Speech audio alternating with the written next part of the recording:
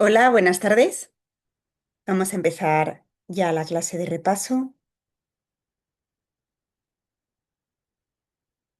Han pasado ya un minutito. Bueno, si alguien luego se va conectando en directo, pues nada, ya va atendiendo a la clase, ¿vale? De todas maneras, como os digo, para aquellos que lo escuchéis en remoto, ¿no? Siempre lo repito, por favor, no dudéis en escribir, ¿vale? Pues por el correo o en el campus, cualquier duda que os surja cuando veáis en diferido la clase, ¿vale? Vamos a compartir la pantalla. Vale. Bueno, esta, como sabéis, es la clase de repaso 2, ¿verdad? Que dijimos al principio de la asignatura que íbamos a hacer la clase de introducción que tuvimos, ¿verdad? Antes de la primera clase que os di yo, hicimos un poquito de introducción de la asignatura y luego vamos a tener una clase de repaso después de cada actividad que realicéis en la asignatura. Ya hicimos la actividad uno que la mayoría de vosotros contestasteis y creo que la totalidad lo probasteis, fue una actividad que hicisteis muy bien. Hicimos ya la clase de repaso, ¿verdad? Y ahora esta es la segunda clase de repaso para corregir la actividad 2. ¿Vale? Bueno, tengo que decir que también, en general, la verdad es que lo habéis hecho muy bien. No sé si tenéis experiencia en ensayos precoces, pero la verdad es que habéis sabido resolver los casos clínicos, ¿vale? Que se iban exponiendo. La verdad es que la mayoría, bueno, pues muy satisfactoriamente. La manera de corregir esta actividad, vais a ver que vamos a ir caso por caso discutiendo un poquito los resultados de las preguntas que os iba haciendo, ¿vale? Así que, como os digo, si luego escuchando la clase en diferido o igual, ¿no? Incluso ya habéis tenido oportunidad de recibir la corrección de la actividad y habéis podido repasar los comentarios que os he hecho. Si hay algo que nos cuadra, alguna cosa que os genera dudas, pues por favor decídmelo, ¿vale? Bueno, también aprovecho siempre estas clases de repaso para preguntaros dudas de la asignatura, ¿vale? Aunque no sea de la actividad, lo mismo. Si hay algo de la asignatura que puedo ayudaros, pues decírmelo. Y si hay alguna cosa que yo no os puedo contestar porque es de alguna clase concreta, de algún profesor en especial, yo se lo haré llegar, ¿vale? Entonces, bueno, pues vamos ya por esta actividad 2, que es una actividad grupal, ¿vale? Os tengo que pedir perdón porque en la introducción os puse que era individual, porque otros años la hemos hecho individual, pero este año la hemos hecho grupal, ¿vale? Igualmente, aquellos que lo habéis mandado individual también está bien, ¿eh? También lo habéis visto que lo he puntuado igual, ¿eh? Pero bueno, que tenéis la posibilidad, ¿vale? De uniros en grupos para poderlo hacer entre varios. Si os dabais cuenta, esta actividad corresponde un poquito, ¿no? Al aprendizaje que habéis hecho a través de las dos clases que impartí yo sobre ensayos clínicos, ¿verdad? Tenemos estas dos clases de ensayos clínicos específicamente, que fueron yo creo que fueron las dos o tres primeras que tuvisteis de la asignatura, la de ensayos clínicos uno, viendo qué tipos de ensayos existían y aquellos diseños un poquito más modernos, más innovadores. Y luego tuvimos una segunda clase donde nos centramos en hablar de la parte ética y un poquito, ¿no? de esos, lo que llamábamos esos controles para ver que el protocolo todo se hacía de acuerdo a las normas de buena práctica clínica, ¿vale? Y a las normas éticas, que era la monitorización, la auditoría y la inspección, ¿vale? Estuvimos hablando de eso, también un poquito de la documentación esencial. Bueno, pues es precisamente derivado del aprendizaje de estas dos clases, del cual pues podéis tener los conocimientos para contestar a esta actividad 2. Entonces, bueno, pues ¿qué os poníamos, ¿no? en esta actividad? Bueno, pues os planteábamos una serie de casos clínicos que podemos encontrar en nuestro día a día en una unidad de ensayos clínicos de oncología infantil, ¿vale? Por ejemplo, la que tenemos en Niño Jesús son casos, bueno, pues similares a los que podemos ver en el día a día allí, ¿vale? Están sacados de esa experiencia. Y os pedía que respondierais de manera razonada, que hicierais un razonamiento de las respuestas que dabais y también de manera concisa, ¿vale? No, la verdad es que no, creo que ninguno, bueno, desde luego ninguno os he bajado nota si os explayabais un poquito más, ¿vale? De la limitación que daban las normas de la actividad. Y creo que ninguno se ha puesto ningún comentario, pero bueno, que simplemente os ponía conciso, bueno, pues que no hace falta hacer una tesis, ¿no? De cada una de las respuestas. Os pedía, bueno, pues limitaros un poquito, ¿no? La longitud a, no sé si os ponía como dos o tres hojas, ¿vale? Pero bueno, como os digo, no es algo que he tenido en cuenta en la puntuación, ¿vale?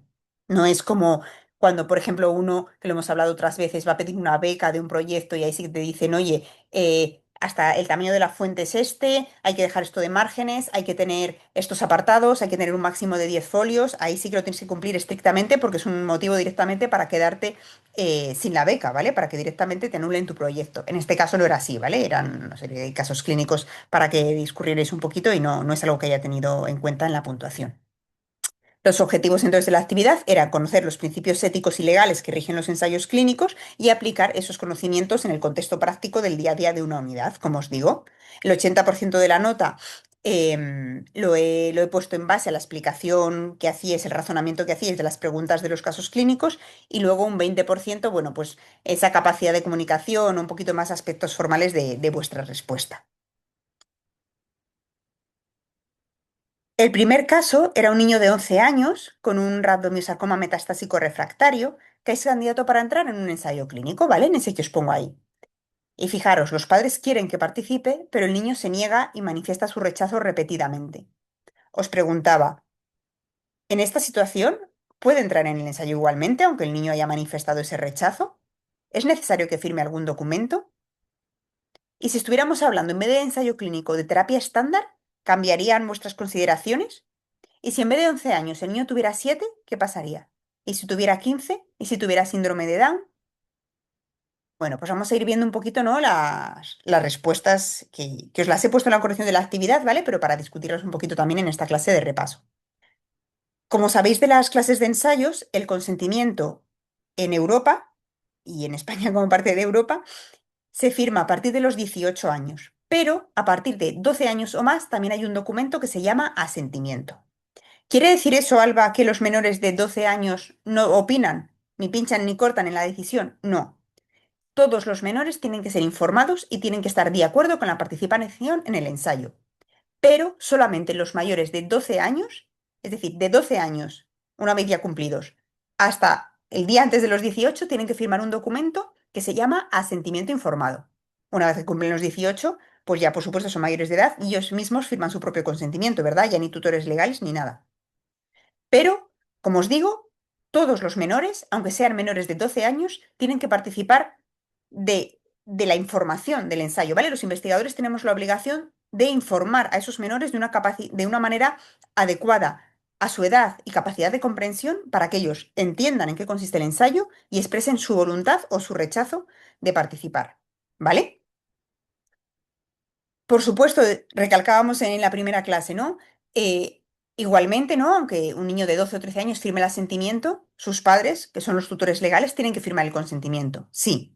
Y no puede haber ningún incentivo económico para pensar que quizá no esos padres le podrían estar incluyendo a su hijo en el ensayo por una cuestión económica. No, está prohibido, ¿no? Hacerlo, por supuesto, por esa motivación. O sea, aunque los padres o tutores legales son los que dan el consentimiento, ese consentimiento tiene que reflejar los deseos del menor, ¿vale? No, no es una cosa diferenciada entre lo que desea el menor y lo que los padres quieren, ¿vale? Si en el caso práctico, como os he puesto, hay una diferencia de opiniones, el menor no va a poder entrar en el ensayo clínico, porque el menor tiene que querer entrar en el ensayo clínico. Alba, pero este niño tiene menos de 11 años. Tiene menos de 12 años, tiene 11. Vale, entonces no firmará el asentimiento, pero aún así estamos obligados a informarle y él tiene que querer participar para poder acceder al ensayo clínico, ¿de acuerdo? Esto os lo he ido a aquellos.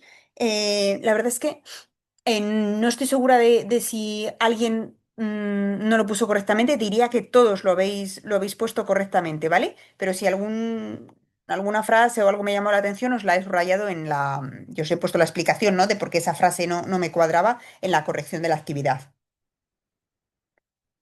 Os pongo en mayúsculas. El interés del paciente siempre prevalece sobre la ciencia y sobre cualquier interés de la sociedad, ¿vale? Eso es un principio de buena práctica clínica. Principio básico es que el paciente siempre tiene la máxima prioridad. ¿Vale? No, no podemos intentar incluir a un paciente, pues desde luego ya no por una cuestión económica, ¿no? Que cualquiera diría, pues claro que no, ¿no? Tampoco, bueno, pues porque científicamente nos parezca interesante o con una actitud paternalista, ¿no? De yo sé lo que es mejor para el paciente. No, el paciente que tiene que tomar su decisión. Y nuestros pacientes en oncología pediátrica son los niños y los padres, pero también los niños, ¿vale? El hecho de ser menores de edad no les excluye de la decisión. En España, como os decía, el asentimiento es de 12 años o más. Eso puede variar en los distintos países europeos, ¿vale? Pero bueno, estas clases, ¿no? Y esta actividad, bueno, pues está basado en la legislación que tenemos aquí en España, ¿vale? Pero es verdad que eso cambia entre países de Europa, el tema del asentimiento y en qué edad lo tienen que firmar. Como os decía, creo que esta pregunta la habéis contestado todos bien. No es fácil explicar a un menor en qué consiste un ensayo clínico, ¿verdad? Incluso, bueno, a un menor o a un mayor de edad, ¿no? Incluso a veces, ¿no? Le tenemos que discutir con algún compañero médico un ensayo, ¿no? Y nos cuesta.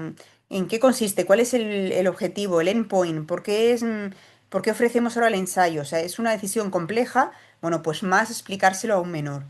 Y para eso contamos con una serie de herramientas que podemos utilizar los investigadores. Por ejemplo, os pongo aquí un formato de cómic explicando qué es el asentimiento informado.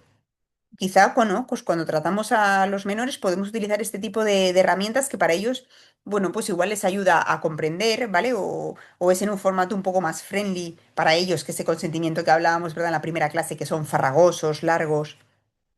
Fijaros también en este pantallazo que os pongo de una página que se llama Kids. Os he puesto la de Barcelona, también hay Kids Madrid y hay, esta es la del Señor de Deu, pero hay Kids también en Valdebrón. Bueno, hay varios grupos en España. Y lo que son grupos asesores de la investigación, pero de niños y adolescentes, ¿vale? Es un grupo de aproximadamente pues 10 o 15 niños y adolescentes que nos ayudan a los investigadores a hacer una investigación más enfocada en los niños. Y una de las cosas en las que nos ayudan es justamente en cómo explicar a los niños en qué consiste el ensayo, o para qué se hace el ensayo, o qué es un consentimiento informado. Fijaros en esta página web de este grupo de Kids Barcelona, que tienen varias secciones que han elaborado los investigadores con la ayuda del grupo asesor, del grupo de Kids, explicando, pues fijaros, para 8 a 12 años, ¿qué es un ensayo clínico? Para 13 a 18 años, ¿por qué se necesitan los ensayos? ¿No? Lo ponen por edad. ¿Dónde se puede encontrar información sobre los ensayos clínicos que hay? Bueno, y lo hacen con un diseño y con unas palabras que pueden ayudar a transmitirlo mejor a los menores de edad. También hay vídeos en YouTube, ¿no? Este es uno que me gusta mucho. Voy a intentar que lo veáis, ¿vale? Voy a compartir la pantalla porque creo que ahora igual solo veis la presentación. A ver. Sí, la pantalla aquí. Es un vídeo bueno, a mí me gusta, ¿no? Y creo que puede también ser útil, ¿no? Para ponérselo a alguno de nuestros pacientes y que entiendan un poquito, bueno, pues qué es esto de los ensayos clínicos. Os lo pongo.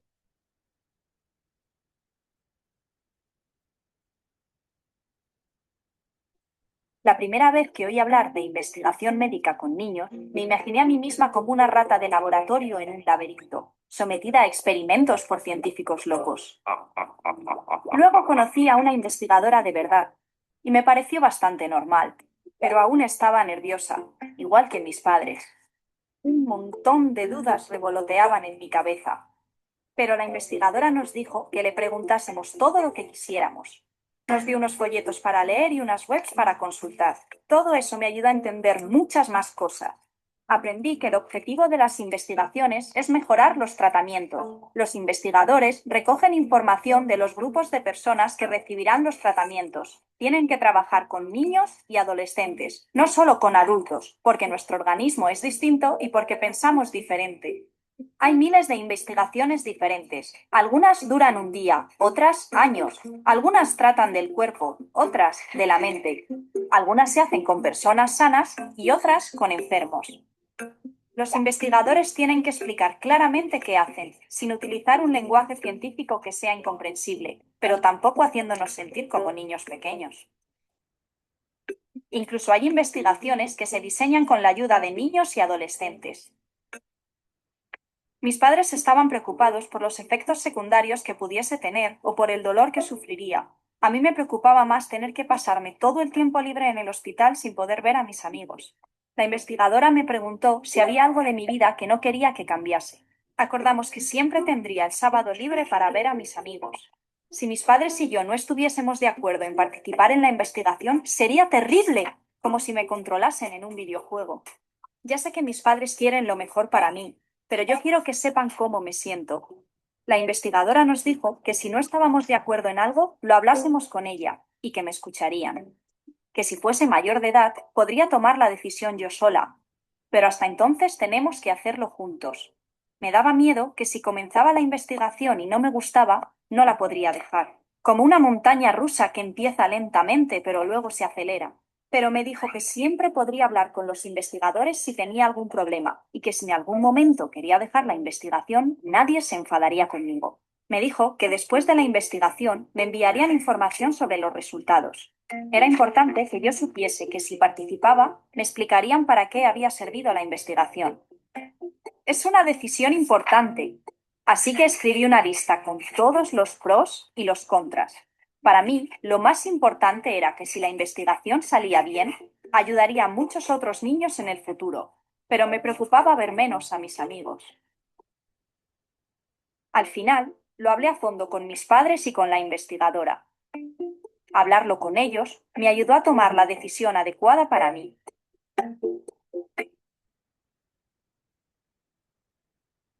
Mirad, fijaros, ¿no? Que agradece, ¿no? A, bueno, pues a estos grupos de seres pediátricos, a Young People, ¿no? Que ha ayudado a hacer este film, ¿no? Han tenido feedback los investigadores para ver cómo hacían, pues, este vídeo explicación, ¿verdad? Con las preocupaciones que puede tener un paciente menor que no son probablemente las de los adultos ni, y que son diferentes de las de sus padres, ¿verdad? Voy a compartir otra vez la presentación. Bueno, a mí la verdad es eso, que este vídeo me gusta y la página de Kids también es muy útil y bueno, y hay varios recursos, ¿vale? Que podéis utilizar para explicar los ensayos clínicos a vuestros pacientes menores.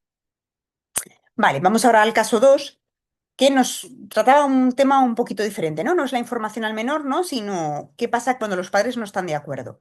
Acude a una unidad de ensayos clínicos una niña de 5 años con un medulloblastoma en recaída metastásica y ofrecemos a los padres la posibilidad de entrar en un ensayo clínico, en ese que tenéis ahí.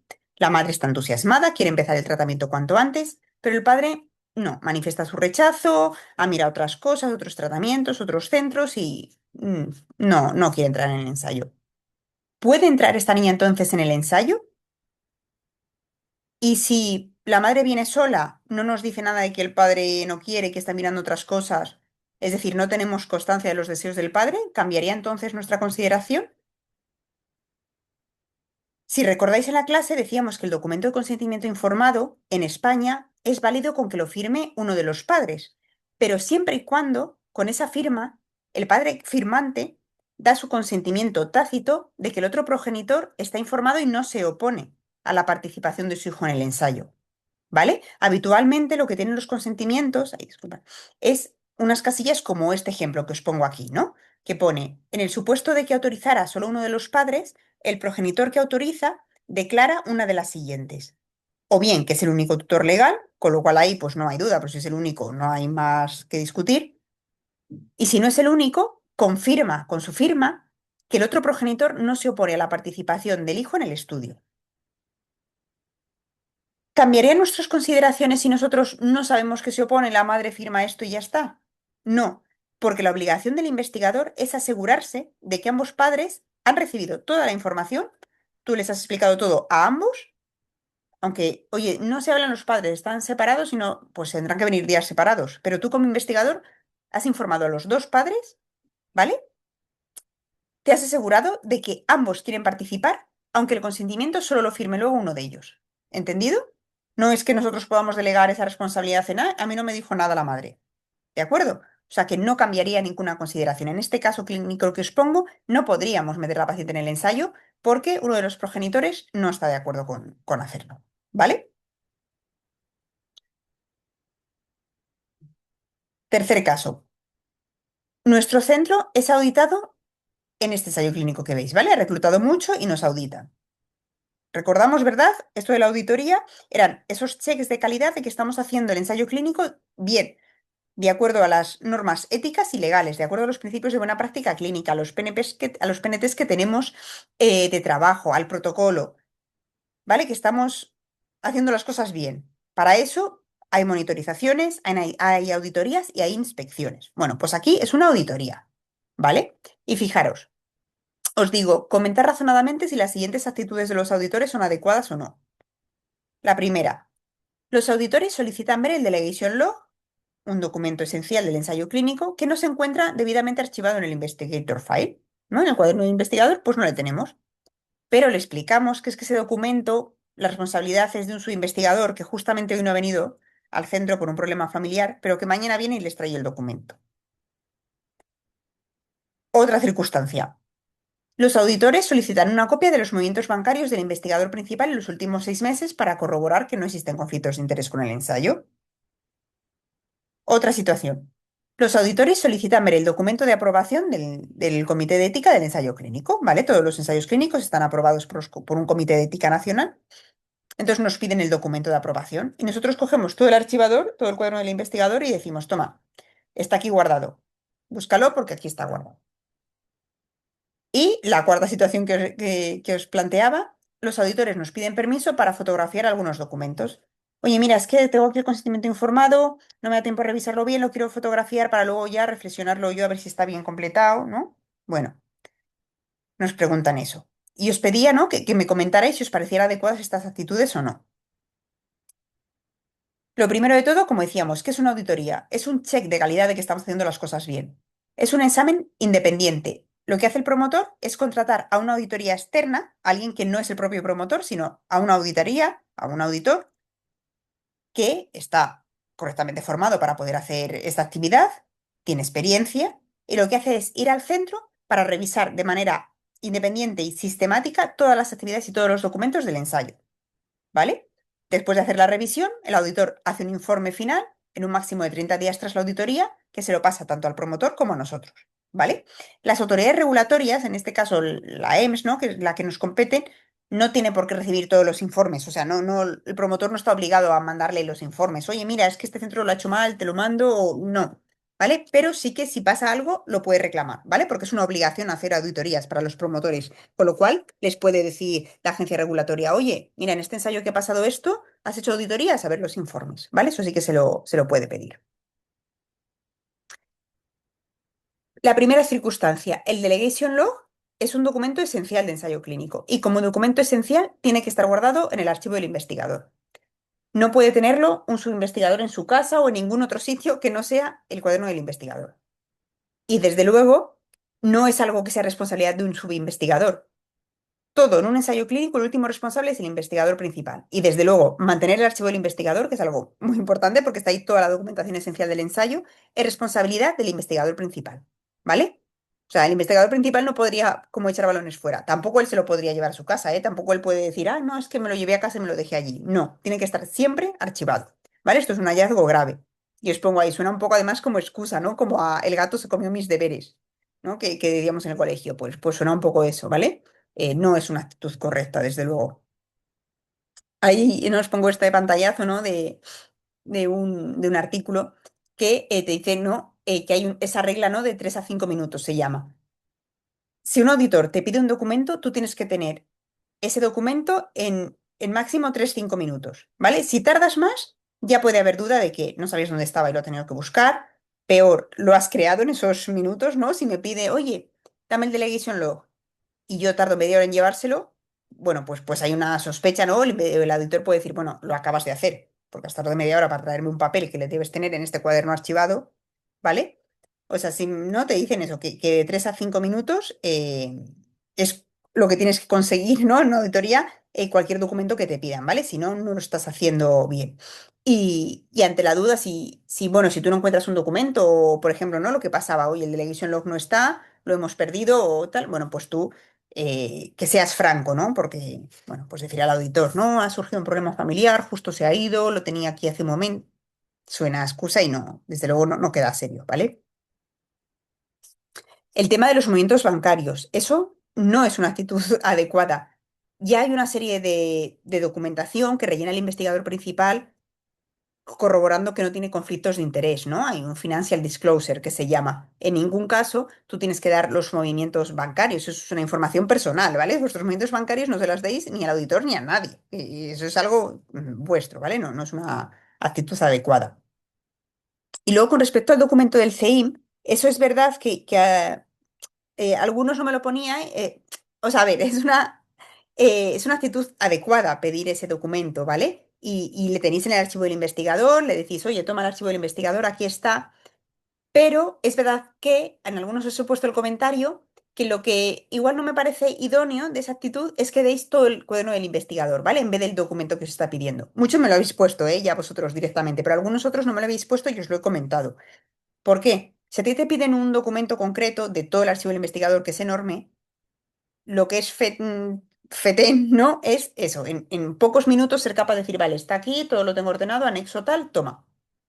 Eso es lo que deberíamos ser capaces de hacer los investigadores. Si tú tardas mucho en encontrarlo, das todo el archivo, estás dando la sensación de que no sabes dónde está. En plan, mira, te doy todo el archivo que tiene aquí folios y folios, búscalo tú, ¿vale? Eso no es como lo idóneo, digamos, ¿vale? De hecho, fijaros, ¿no? Este análisis os lo puse en la clase de introducción, hoy no en la clase de introducción, disculparme, en la clase de ensayos 2 en la clase, porque es un análisis que hicieron em, de qué hallazgos se habían encontrado en inspecciones de ensayos clínicos, ¿vale? La agencia regulatoria. No eran, en este caso, auditorías, son inspecciones que solo se hace la propia agencia regulatoria, pero para que veáis que dentro de los hallazgos hay cosas, de los hallazgos de las cosas que estaban mal hechas, ¿vale? Como por ejemplo el archivo desordenado. O sea, dar el investigator file con los documentos cada uno por un lado que no sabes encontrar nada es una desviación. No solamente hay que tener la documentación en el cuaderno del investigador, en el investigator file, sino encima que esté ordenada y que sepas cada papel dónde está, ¿vale? Y bueno, y ya, por ejemplo, ¿no? También la falta de documentos directamente, ¿no? Que no esté el delegation log, como poníamos en ese primer supuesto. Bueno, pues eso es una desviación, ¿vale? También. Bueno, que son cosas, ¿no? Que fijaros que pasan frecuentemente, ¿vale? Pero no por ello son menos graves. Y luego el tema de fotografiar, ¿vale? Los documentos, en ningún caso se pueden fotografiar documentos. Yo creo que eso me lo habéis puesto todos, ¿verdad? Podría haber datos personales del paciente, ¿no? También hay datos, aunque no haya incluso datos personales del paciente, ¿vale? Porque sea algo, bueno, pues yo qué sé, pues alguna otra documentación, pues de los investigadores, ¿no? No tanto de los pacientes, tampoco, ¿vale? Hay una confidencialidad de esos documentos, de cómo se está desarrollando el ensayo y no es algo que se puedan hacer fotos llevar por ahí en el móvil, sacarlo del centro a la cafetería para revisarlo, no, ¿vale? No, no es algo que se deba hacer. Vale, y ahora el caso 4 decíamos, hemos incluido un paciente de 17 años con un tumor cerebral, ese que veis ahí, ¿vale? Ya refractario después de 4 líneas de tratamiento en el ensayo clínico alfa 555. Ante las siguientes situaciones, argumenta si se trata de un evento adverso o no, de qué tipo y cómo habría que documentarlo y notificarlo. Como veis, esta parte del ejercicio también lo repasamos en la clase esta, yo creo que fue en la de ensayos clínicos 1, ¿vale? En la primera, habla sobre la farmacovigilancia, ¿vale? Los efectos adversos cuando están los pacientes incluidos en ensayos precoces, que pueden aparecer, ¿verdad? Pues toxicidades, efectos adversos relacionados o no con el fármaco en investigación, pero que tenemos que reportarlo. Entonces nos ponía, bueno, pues tres circunstancias diferentes, ¿vale? En el día 1, a los 15 minutos de haber recibido este fármaco por primera vez, el paciente presenta un edema de labios, lengua, dificultad respiratoria con sibilancias, un RAS. Necesitamos ponerle adrenalina intramuscular, monitorizarle en UCI durante 36 horas. Vale. Os preguntaba, ¿qué tipo de evento adverso es y cómo habría que documentarlo y notificarlo? Es un evento adverso porque, si recordáis de la clase, cualquier toxicidad, cualquier cosa que pase cuando el paciente está incluido en el ensayo clínico, esté relacionado o no con el fármaco en investigación, es un evento adverso, ¿vale? Luego decíamos, ¿es serio o no? Bueno, este parece serio, ¿verdad? Bueno, el paciente se puede morir de esa anafilaxia que ha tenido, incluso nos recalca, ¿no? El enunciado que ha estado en UCI, hospitalizado. De manera que cumple las características, ¿no? de un evento adverso serio, de un SAE, que decíamos, ¿no? Que es que produzca la muerte, que ponga en riesgo vital, que pueda producir una alteración congénita o una disfunción a largo plazo que no se resuelva, que, que hospitalice al paciente. Vale, bueno, pues en este caso, bueno, pues lo pone en riesgo vital al paciente y necesita hospitalización, por lo cual, pues estaríamos ante un evento adverso serio relacionado o no con el producto de investigación. O sea, ciencia cierta no lo sabemos, pero tenemos que hacer una narrativa, o sea, tenemos que dar nuestra opinión de científicos de si pensamos que puede estar relacionado o no. Acaba de recibir el tratamiento y a los 15 minutos hace una anafilaxia. Bueno, pues probablemente no esté relacionado con el producto de investigación. Y luego, si es esperado o es inesperado, esto en realidad no lo sabemos porque no nos da más detalles, ¿vale? El enunciado no nos dice si esto es algo que ya está descrito y le pasa a 3 de cada 10 pacientes. Eso no lo sabemos, por lo cual eso pues no os lo pedía, no lo tendríais por qué adivinar, ¿vale? Alguno me lo habéis redactado, me decís, no lo sé, Alba, porque no os conocemos los detalles de ese fármaco, ¿vale? Entonces no sabemos si es esperado o no, pero sí que sabemos que es un evento adverso serio. Y como evento adverso serio, tiene que ser reportado, a ver, creo que os lo pongo aquí, sí, tiene que ser reportado en menos de 24 horas al promotor. Aparte de registrarlo en la historia y en el cuaderno de recogida de datos, hay que informar de manera expeditiva al promotor del ensayo. Algunos me habéis puesto. También, además del promotor del ensayo, la agencia regulatoria, al CEIM. No es competencia del investigador. El investigador es responsable de notificárselo al promotor y es el promotor el que es el responsable ya de notificárselo a las agencias regulatorias o al CEIM si procede, ¿vale? Dependiendo, bueno, pues el tipo de evento adverso y demás, ¿vale? Pero nosotros como investigador solamente al promotor, ¿vale? Este mismo paciente en el día más 4 le hacemos una visita de seguimiento en consulta y vemos que tiene descamación palmoplantar con prurito. Pero bueno, es un efecto adverso, ¿no? Que calma con antihistamínicos orales. No le tenemos que ingresar, no, nada. ¿Vale? Y además las alteraciones cutáneas están descritas como frecuentes en el manual del investigador. ¿Vale? Pasan con este fármaco. En este caso, no cumple criterios de evento adverso grave, ¿verdad?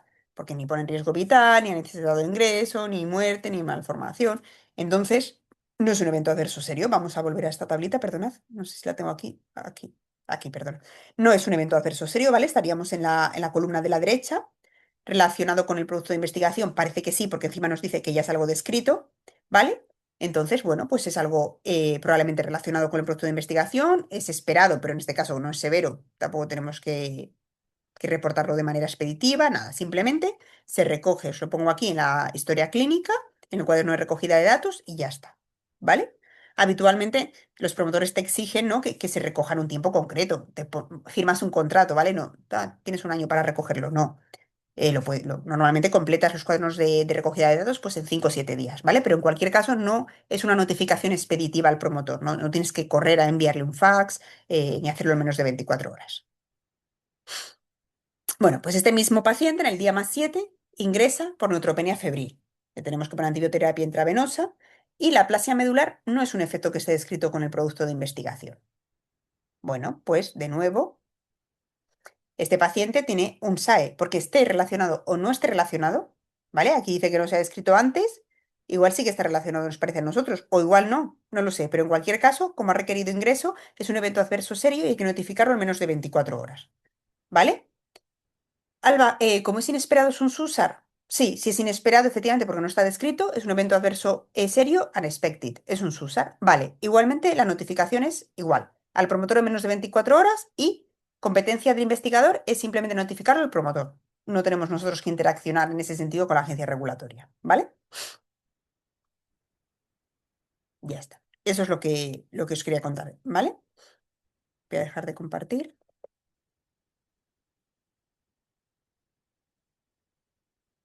Vale, a ver si hay alguna pregunta. Nada, no, no hay nada. Vale. Bueno, yo creo que, como os decía, en general, vamos, habéis contestado los casos muy bien. Yo creo que, vamos, que están bien razonados. En general, tenéis buena nota. Yo os he ido poniendo comentarios de las cosas, bueno, pues un poquito, ¿no? Que veía que no eran correctas o alguna puntualización. Así que, si tenéis alguna duda de esas correcciones o de la clase, no dudéis en escribirme, ¿vale? Y ya está. Muy bien. Venga, un saludo.